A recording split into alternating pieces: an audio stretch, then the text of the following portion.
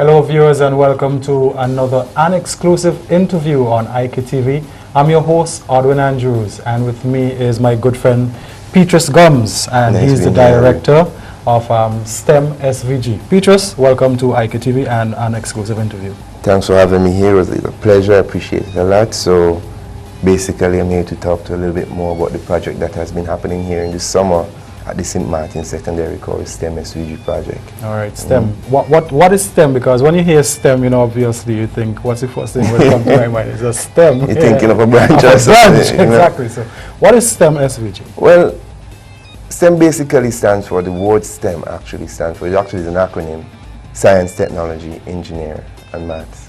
Okay. It's where you harness all the core concept of what a child or what a person will learn to show them that you can use what you learn here to do things differently. Okay. Take for instance, if you use 2 plus 2. When a child comes to the summer camp, we want to show them, okay, you could use this 2 plus 2 and create an application. Whether it be mobile, whether it be a small little interactive video game, but you can use what you're learning in school to do things new and differently. Okay. Case in point, if you remember when you go and you're learning Pythagoras theorem, when you're learning it, it's like, when am I going to use this again? Okay, or you doing the calculation for gravity. Of course, all of us know about gravity, but when are you going to apply this to something that you think will really grasp your interest? Most of the time, they do that and they learn this stuff and they go to an exam, they finish that, and after that, it's also right there. Yeah, it's just right there. But what if I can show a participant or a child that if you can use Pythagoras theorem, even gravity and speed calculation to create a simple video game. Okay. Use that same calculation using maths to create a simple video game, say a simple application, or use it in some way that make it more interesting and bring those concepts a little bit more relevant to them. Okay. It might last longer with them. A matter of fact, one of the kids that from last time, he grabbed on so well that he started building his own application already, which we'll hear a little bit more as we go along. Now, you just mentioned last time. How long ago was S.T.E.M formed? Well, it was officially launched in 2013. That was the first time we have it officially as S.T.E.M SVG project. Okay. But I did my pilot project in 2012 at the St. Martin Secondary with a group of students to find out why our kids here in St. Vincent and the Grenadines, in the Caribbean, matter of fact, not producing at the same level as you would see in developed countries. Okay. I know we have kids in United States, Europe, you name them, have kids already have application on the iTunes market, have applications already on the Google Play market. Why aren't our students, our kids, producing the same kind of work? Now you might want to ask, are they less academically inclined or are they less brilliant? And really, I think the answer to that is no. What I personally think is that they have not been exposed to that. Okay. Because even those kids in the United States and those developed countries, for description, someone had to put the ball in their court or show them something of interest for them to grasp onto that. And then once the interest is there, they start running with it.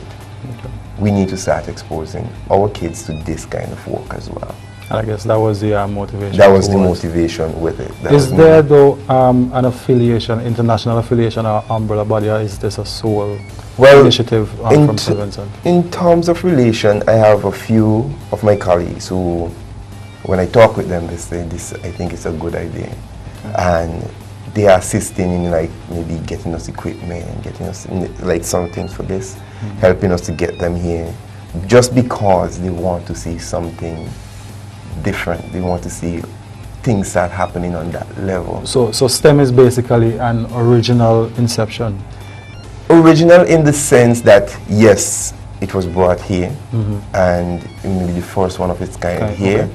But S.T.E.M, if you look around, it's renowned. It's all around. It's in the United States because I took part in one of those S.T.E.M projects. Okay. I'm the product of one of those S.T.E.M projects. Okay.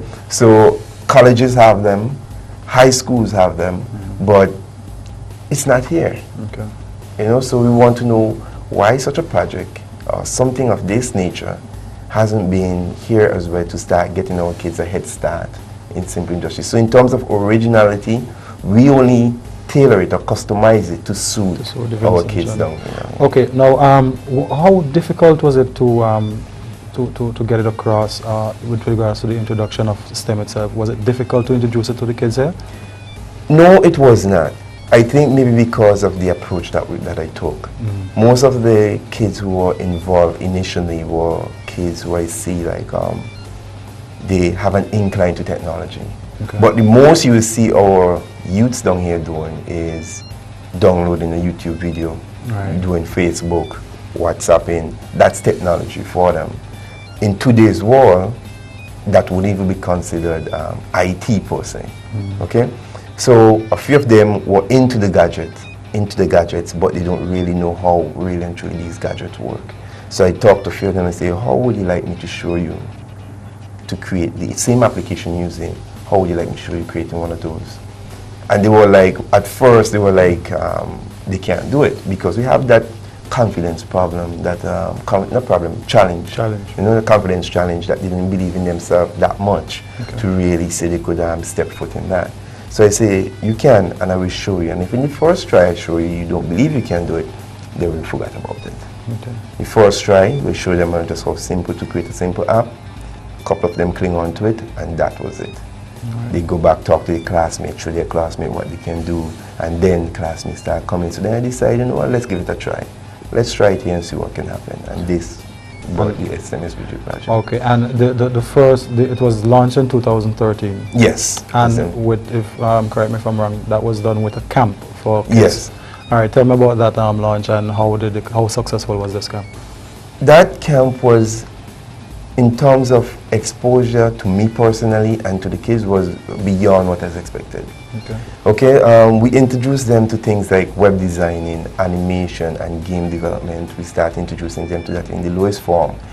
And we have kids who came there from across the country, different schools, different backgrounds, and they were able to build, mind you, for example, the game development class, that was supposed to be done for 2 weeks. And at the end of the 2 weeks, they were supposed to, not 2 weeks, 4 weeks, they were supposed to produce a product for me, like a simple game application for me. When you say game, like? Yeah, they use their phone and download it on the phone. After they don't create it on the computer, after they don't build it on the computer, then they download it onto the phone and they could make it as a simple app, you know? And how old are these kids? 11 and 12. Well, I'm coming to the 12. Okay. All right. I had one 12-year-old kid, within showing him the basics of the first 2 days in the first week. By the third day, in the second week, he brought a complete application that he was supposed to produce at the end of the camp. Okay? So when I saw that, I asked him, who taught you all this? He was like, YouTube. So he put it to good use. He put it to good use. You know, so you see a complete that kickstart. Right, yeah, you know? Right. So I was like, what do you mean YouTube? So I see what we did, and I know what I want to do. And I started Googling and see if I could see anybody else doing it, do his research. And he said he watched over at least 15 YouTube videos to get what he wants. Okay. So now we're not only seeing someone developing a skill, but we're also seeing the shifting the paradigm on the use of the internet. So he moved from using YouTube as an entertainment tool to using YouTube now as a resource to get what he wanted done. You know? And this is, at the time, he was 12 years old. I recently entered him into the international competition with all the secondary school 15 and up. He placed third with his application. Impressive. You know, so we have that kind of resource here, and it's just there. It's just passing through our system, and we're not captivating them to start showing them that, hey, what you're learning in school is actually important for the future career that you want to do.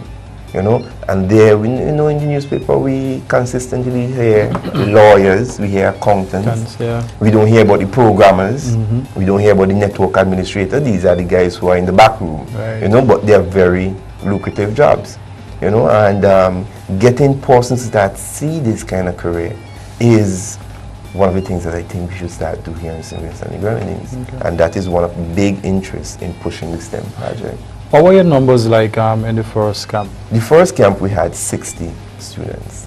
6-0. 6-0. Okay. From across all different schools, different background, coming to the St. Martin Secondary, who hosts the project, to get involved into what was going on.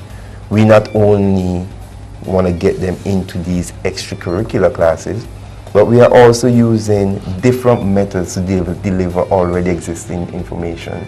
Like for the maths and for the English, you know, we're accustomed to have a chalk and talk kind of philosophy in school. When you come to the STEM project, we will not be using that because we want the class to be more interactive, a different, unique experience. So it's more hands-on. It's more hands-on. Okay. So in some cases, we have animations for the kids. No teacher will be using chalk and talk. They'll be using animation to get the information across. Okay. You know, it is set up in such a way that after the animation is finished in the class, they are uploaded to an online system for us where the students can later go home, download it, review it, do a homework right online and report it back to the teacher right away. So even though they come and they spend like maybe 2 or 3 days in the week, when they go home, there's still work for them to do to still send back into the camp. Question though, what about the gender among these children? You know, girls more or less not too technical, and the guys will more grab for this. What was the Well, I beg to be different there because actually the girls were actually more of the managers, if we want to give a better description to them. They have an eye for detail. Okay? Fellas will just go out there. Jam it together and they say, okay, unless it's someone who's very organized and he decides to really pay some attention to his work. But girls pay to the finer details. I guess that's females in general. Pretty much. Right. They want everything well tucked away. They want special case. Like for instance, in the web and graphic design class where kids were able to design their own website and create graphics accordingly. We have one young lady who took a very long time to produce her work. But when she produced the work, it was of top notch. Okay? The colors were very well selected, the design, it was well cut because we introduced them into industry standard application. So they have to use things like Photoshop, which the professional use. So it's not a situation after they finish the camp, it's done there. It's a situation after they finish the camp, they can continue using these applications outside of the school, during school time, or even to better their lessons at school. So to tell you how good this young lady did work, I don't know if you know Mr. Magaldi Niha, he do multi-graphics work. Right, he's one of the artists there. So the artist or professional normally comes in and work with the kids to show them, okay, what you're doing here is actually what I'm doing at my work, and show them how to do 1 or 2 tricks and so forth in the system. When he saw the work, he said, this could actually be one of their banners, because she created a beauty salon type design for her beauty salon, that's called fictitious beauty salon. So that is what they were getting into. So the girls, I don't think it's safe to say the girls are less technical. They're actually as technical as the boy, but just mean a little bit more nitpicking at details. You know, so it's for boys and girls from 11 and up. So the younger we get them, even the better. All right, apart from yourself, STEM is consists of... We have, at the first STEM, we was 5 of us, including myself, teachers, 5 teachers, all having their degree up to masters, and they just want to volunteer because it's such a different project. One stated that it offered them the possibility to even use what helped them learn in terms of creativity, because in the classroom they're so restricted to what the syllabus says that sometimes it doesn't lend itself to employ a level of creativity into the classroom. So with this flexibility during the summer camp, they can see themselves taking them to the botanical gardens and have a class there. They can see that kind of exposure coming in. So the first time around, we had 5 teachers. One from Adelphi Secondary, I think that's your school. That's my former school. Adelphi Secondary, Convent Kingstown. We have one from the RFC, myself from St. Martin Secondary, another friend of mine from St. Martin Secondary. It was tough. That first time was tough because we have 60 kids, it was 5 of us, and we had to run those classes. Classes were small, yes, but it took a lot out of us. But at the same time, it was fun to see something different happening. And what was some of the projects that came out of last year's class? Of last year? That really stood out. Okay. Last year, some of the really interesting project that came out was kids using math to do design Kingstown. So they design a 3D model of Kingstown that they can rotate, they can check it out, they can zoom into the buildings, bakers, jacks, coats. You look at the work that they did, it looked exactly like it is in town because we sent them in town to take pictures of buildings and come back to the classroom to create these kind of applications. The 12-year-old who developed his first video application, his was very impressive because he took it, and this is the kickstart, he took it straight out of the context I was going to teach him. What he did, I used him to drag and drop, meaning if you want the guy to jump, you drag a little box and then you put in a little calculation in there and it does what it. He took it to completely moving from those drag and drop idea to actually go into the rock codes and start programming from there. Okay? So right now he's in Form 2 at the moment. So you're looking at a future game developer for probably Xbox or one of those? Anything is possible. Anything is possible. I think right now the unfortunate thing is that he's thinking, he and a few others, he's thinking, he's especially thinking of leaving, but what he's saying is that he hope the school that he going to give him these kind of opportunity. So I say, well, even if you don't get the opportunity, you already get the know-how. So just go and look for it yourself. But you see that interest start developing, you know, and he's just one of the many that I have at the St. Martin Secondary working with me at the moment. You know, so the interest is there, but I guess we don't have something to tap into that to get the kids start being a little bit more creative. So that is why I think this initiative is pretty important here in St. Vincent and the Grenadines. Okay. In front of us we have a jigger here. Looks like a robot to me.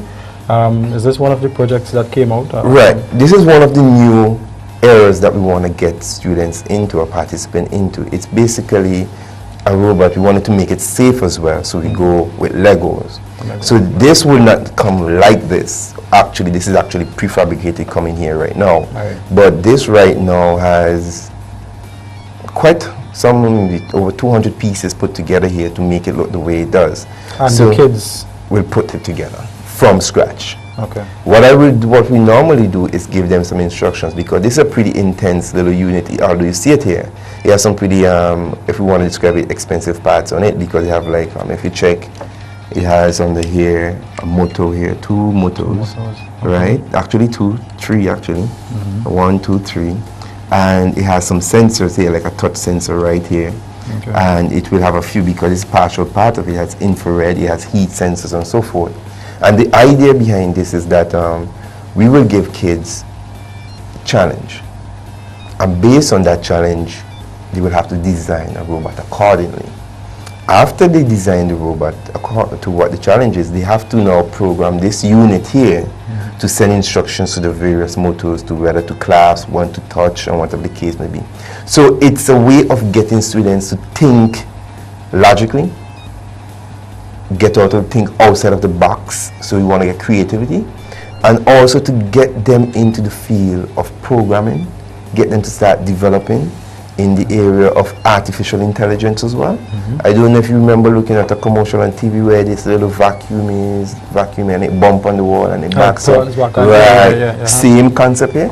So we have them. I realize it has this grabber. Right, well the thing is this now, more than like when it's moving, these will be open. And when it will be at an angle, a little degree off of the touch sensor, and it'll be very slack.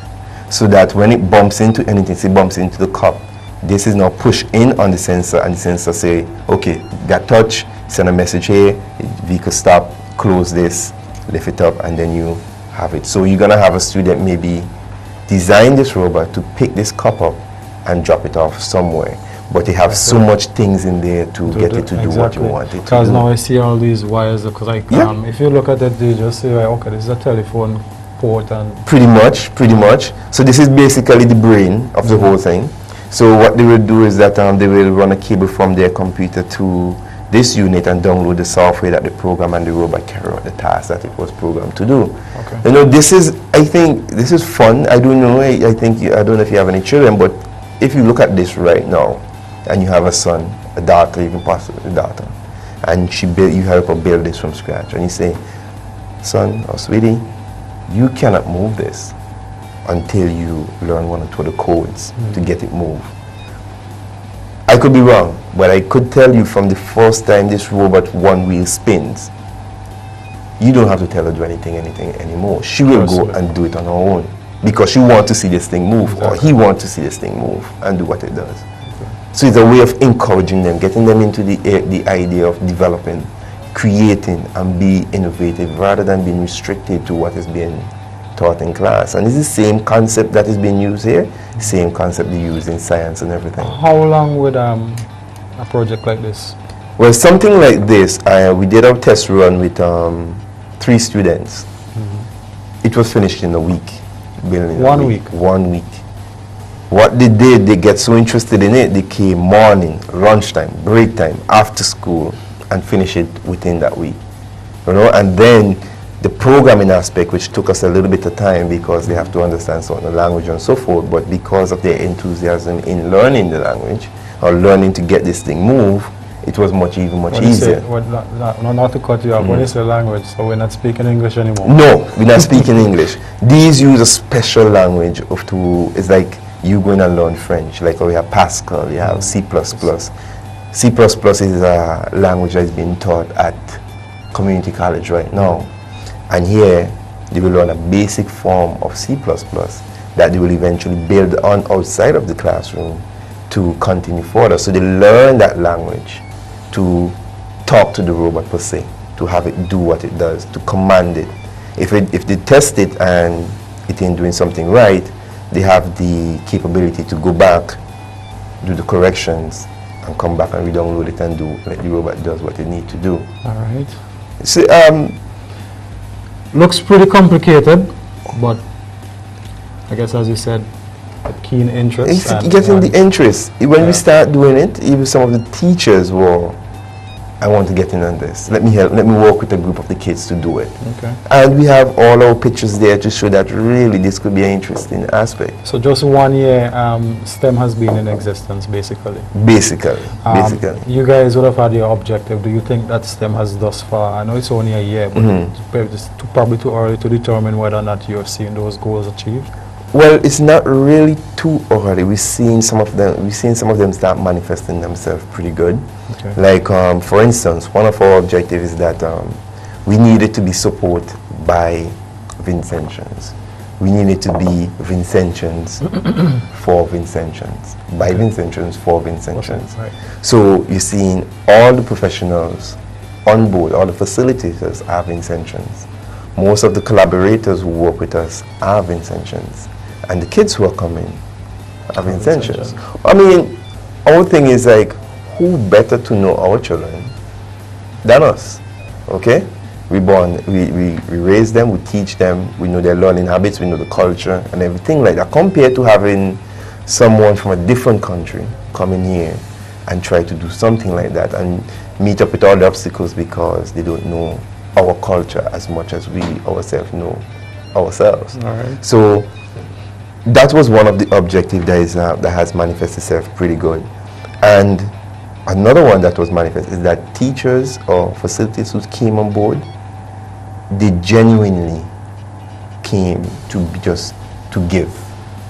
It's like they want to give, but there is no avenue available for them to say, okay, let me go and spend some time doing some volunteer work here, doing some volunteer work there. And S.T.E.M has just opened that avenue for them. Right. Okay, because it would be difficult for us, to be honest, to come from, you go overseas, you learn all these new skill sets, and you learn different ways of delivering different material in so many different methods, to come back to our country and still do the same old thing that we've been doing for the past 30, 50 years.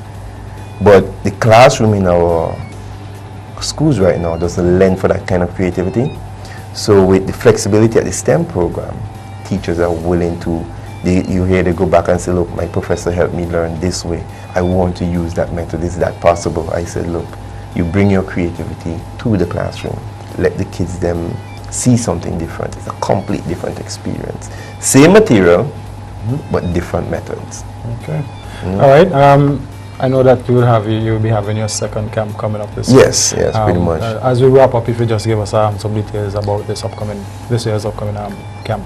Well, this upcoming camp has been taken a mind of its own.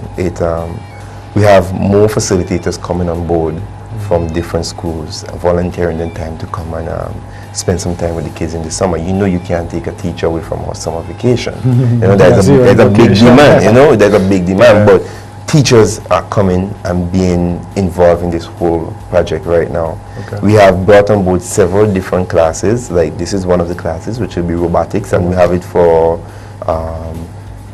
Form 3 up, which will be like about 13 and up. And then we have it for the lower form, which will be like from 10, 11 to like about 13. So they will be interacting with these devices here and so forth. We have animations where students will be building simple animation, like, you know, those cartoons and so forth. They'll be creating those. We also have... So if I were to turn back the hands of time and join STEM as a youngster, I can create my own superhero. You could do all that. We could do all of that, because not only that, because we have artists who will be coming in, sitting and working with them, show them how to draw. Okay. You know, for those students who are in art and so forth, this will be a good way, because we're using some of the industry standard tools like Illustrator, Photoshop. They'll be working with those kind of stuff. We have architecture, 3D modeling for the maths and mathematics. They'll be involved in 3D modeling, so they'll be using their maths to create simple shapes and structures and so forth to get them started involved in this practical stuff. For the science, we just acquired a few kits where they'll be able to make FM, AM radios, alarm systems and so forth, so they could see their physics at work in terms of electricity. So it's all about practicality. If like persons interested in hearing more about it, they can visit us at www.stemsvg.com. We also have a Facebook page. We have a Facebook page. It's called STEM St. Vincent, so you could connect with us on there as well to get more information. And right there, you could get all the information you need. There's contact numbers there if you want to find out more. Registration forms is at the St. Martin Secondary, and we're trying to get it, well, persons are registering at the moment, so we're trying to get it closed maybe by the end of June, because... When exactly does the camp start? July 14th. July 14th. Yeah, give us some time to prepare material, get the systems up and running, and get everybody involved in everything. Just before we go to the conclusion, projects like these, and especially this upcoming camp, would would need equipment, and there would be a cost. How difficult has financing been for STEM? Well, as you know, finance is always a little ticklish, but what have been happening, fortunately, is like persons who are hearing about the project overseas are donating equipment. Okay. So giving assistance in getting stuff here. Like for example, I must mention Geku. Once I think Mr. Bowman, once he heard about the project, he lent us some of his resources, like a projector screen and his projector. He said, anytime you're ready for it, come and pick it up and use it at the camp. He's involved. He loves seeing youths doing these kind of things. And his comment was, I wish I could have got on board with you guys sooner. So we're hearing all that kind of thing coming out of the woodworks now, which we appreciate a lot. We also have Mr. Ernie Gibson. I think he's one of the sons with Gibson Supplies. And Mr. Gibson, he is a judge, a criteria judge in one of the United States robotic science fair. So when he heard that there was such a STEM program down here, he was on board, because his experience is that his son, who didn't know what career to choose, got involved with a STEM project, and now he is in computers. He decided exactly what he wanted to do. So he was able to help us to ship some of our stuff down here and bear the cost, which we appreciate greatly. So bit by bit, persons are hearing and volunteering their time, giving us some time and so forth, and we appreciate it a lot. So we're hoping that more persons will come on board with us. Will you be having a theme per se for the camp? Or well, the theme that has been going with us for the longest while is innovative idea, innovative teaching. You know, we want to bring ideas, but not only that, we want to really refurbish the way we teach as well. So we wanted to be a little bit more innovative. So that is what we'll be going. We went with that last year, and we'll be going with it this year as well. And maybe for the next one we think about changing it a bit, but we'll see what happens. A limit though to the amount of students accepted? Yes, we do. Yes, we do, because the reason for that, we want this experience to be different. We don't want teachers to feel like they're back in the classroom again. Right. So like for the maths, the physics and those, we have like a class limit of 15 students. Like for this robotic, it's only 5 students. You know, we have like 3 units, so it's 5 students per unit. Okay. You know, so because one will be working and figuring out how the wheel work, figuring out the programming aspect and so forth. So there are limits on the class because we want it to be so much different. You know, so right now we're trying to decide for the science and English what is the class limit, but I think most of them will be stopping at the 15 students mark. Okay. This is so that teachers can get that one-on-one, because there will be some weak students there, some one-on-one, who needs that additional attention, right? Yeah. And we will be focusing on a complete section of the syllabus for each class. So say for instance for the physics or for the bio, we'll be taking out the most challenging area and focusing on that and get work done, because within it's a 5-week period. So we want to get work into that, as much work into that as possible. We are currently being guided by some professionals in the field, some veterans in the field per se. For the maths, we have, I guess he wouldn't want his name mentioned, but trust me, he's very good. We have Mr. S.T.E.M. Thomas with the English, and we have some science persons who are coming on board and say, okay, here's where you should focus your resources, and here's where you should fine-tune your work. So it's not that we're just going to pick up a textbook and start distributing information. We are actually currently working on tailoring the work to suit the students when they come. All right. All right, I'll stop bombarding you with questions. And as we're about to wrap up anyway, we're out of time. Yeah. I'll give you the opportunity to say anything as needed to with regards to STEM. Yes, I want to say, first of all, like I appreciate this. And for the parents who are listening and the children who might be listening as well, we want to make this an interesting and as interactive and practical for the kids as possible. What we like to see is that when they leave the camp, because most of the application that they will be using at the camp, they'll be working with it for free. Okay. You know, so one of them costs us an arm and a leg, because they build games such as one of them used to build games such as Call of Duty kind of game. So just imagine you walking away with that for free at the end to continue your work. I need to turn back the hands of time. You know? So we want students to come. When they come with an open mind, they come creative. It will be when in terms of discipline and structure, it will be very strict, because these are teachers who are volunteering the time. Okay. We wouldn't want the headache of the regular classroom to come back during the summer camp. So there will be some rules and regulations to it, to coming on the camp and so forth. But I guarantee most of, if not everyone, wants to take part in this, they're going to walk away with something completely different, something new, and something they can use either to help them in their classroom work or outside the classroom. They could see application for them. Okay. People, there you have it. This is what the nation youths have been involved in, who are a part of the STEM initiative. And of course, the second camp is scheduled for July 14th. Yes, for 5 weeks. Okay. And with me was Petris Gumbs, the director of STEM SVG. Petris, thank you so very much for coming through and disseminating this information. It's a pleasure. And all the best. Thanks a lot. Of course, we will be there for the opening of this camp. Definitely, definitely. Alrighty. All right. This was another edition of an exclusive interview on IKTV with your host, Edwin Andrews.